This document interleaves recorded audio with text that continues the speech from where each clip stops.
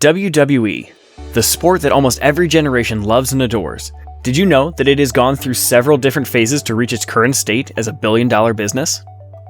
In fact, apart from dealing primarily in professional wrestling, WWE is also the world's biggest wrestling promotion. Each year, WWE hosts 300 events and broadcasts to around 36 million viewers and more than 150 countries.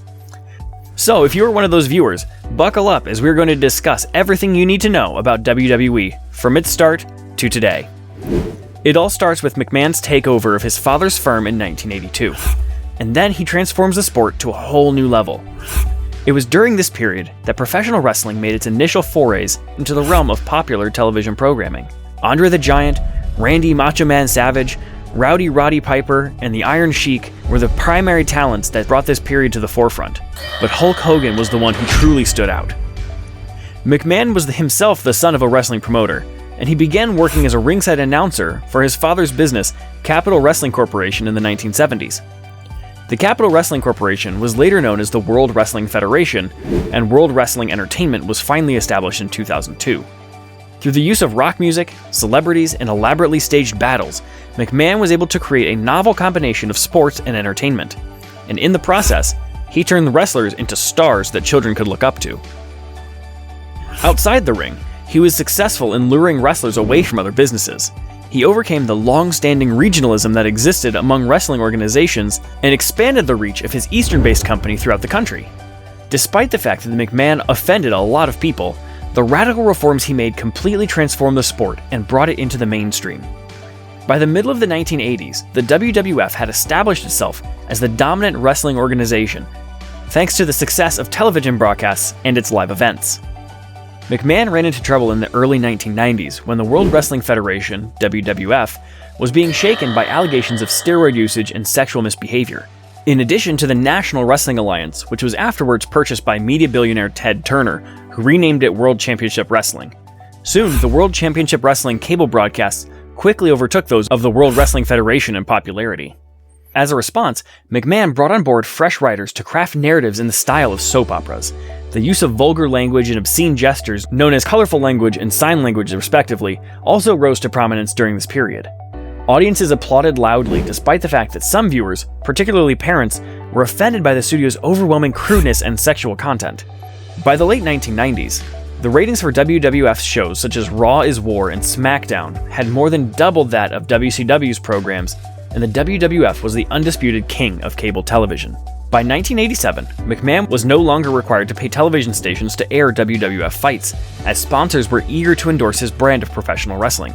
In 1987, the WWF sold $80 million in live show tickets, including the revenues from the 93,000 people that attended WrestleMania 3 in Pontiac, Michigan's Silverdome, which established a record for an indoor event in the United States. Aside from ticket sales, there were a few other revenue streams, including merchandise sold at live shows, television advertising sales, programs, videos, and albums, and the 3% licensing fee awarded to WWF for the $170 million in sales generated by retailers selling items such as professional wrestling lunchboxes and caricature action figures. By the middle of the 1990s, professional wrestling had demonstrated that the difficulties that had been experienced in the early 1990s were just transitory.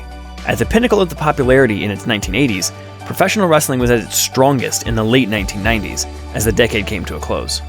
Stone Cold Steve Austin and The Undertaker both appeared in front of sold-out audiences, while World Wrestling Federation programming, which was broadcast in 120 countries and 11 languages, achieved record ratings and attracted a novel kind of sponsor. However, by the late 1990s, the broadening of WWF's fan base attracted more distinguished sponsors, such as Warner Brothers, Hasbro, Procter & Gamble, Western Union, and the United States Army. During the 1980s, professional wrestling attracted sponsorship deals from snack food companies and automotive product manufacturers. Additionally, the celebrities had returned, indicating they were no longer concerned with the stigma that had motivated them to leave earlier in the decade. In the year 1998, two of the most well-known players in the National Basketball Association, Karl Malone and Dennis Rodman, squared off against one another in the ring. That same year, Jesse "The Body" Ventura, a former wrestler with the World Wrestling Federation, was elected as governor of Minnesota. In his term, wrestling at a professional level had shown an extraordinary proficiency in terms of its capacity to generate income. The variety of products, which ranged from toys to hot sauces to temporary tattoos and other body art, made the company worth more than $1 billion a year. When Vince McMahon was ready to lead the World Wrestling Federation into the 21st century, his goals did not just include holding off the competition from WCW. McMahon could entertain the possibility of mounting an assault against the organizations that are recognized as legitimate sporting organizations, such as the National Basketball Association, the National Football League, and Major League Baseball, because of the widespread popularity of the more than 200 live events that are put on by the WWF each year, and the fact that the company's programming consistently ranks as the highest rated show on cable television. In one of the most significant events to take place at the end of the 1990s, Vince McMahon took Titan Sports public and renamed the organization World Wrestling Federation Entertainment Incorporated, the beginning of a new era in the company's history. One that promised to excite the feelings of professional wrestling and fans for years to come, was marked in October 1999 by the debut of the WWFE ticker symbol on the NASDAQ exchange. This event marked the beginning of a new era in the company's history. In 2000, McMahon turned his attention to the world of gridiron football. He did this with the intention of breaking the monopoly that the National Football League, the NFL, had over the sport of football, and he did it by announcing the formation of the Extreme Football League, the XFL. While many people questioned the decision and pointed out the failure of previous attempts to compete with the NFL, McMahon demonstrated the swagger and marketing strength that have become his trademarks by criticizing the NFL as being boring and labeling it the No Fun League. He promised a sport that was both quicker and more exciting, albeit in contrast to the WWF, unscripted, with unrestricted access, including microphones in the huddles and helmet cameras. He also said that the sport would not be televised. That year, in March, McMahon negotiated a broadcast contract with the National Broadcasting Company worth $30 million, and he later struck a deal with Universal Paramount Network. Despite the shrewd salesmanship of McMahon, the XFL was only successful for a single season after it began play in February of 2001. McMahon's wrestling juggernaut had shared its initials with the Worldwide Fund for Nature since 1979. In 2002, McMahon's main brand had to change its name to World Wrestling Entertainment, WWE, because of a lawsuit from the Worldwide Fund for Nature. Although McMahon's World Wrestling Entertainment, WWE, had become a cultural phenomenon, in large part due to the sexually charged and over-the-top entertainment value it provided, in 2009, McMahon began attempting to appeal to a wider audience by watering down the crude content and making the violence appear more cartoonish on purpose. One other change was the introduction of a streaming service that required a membership in the year 2014.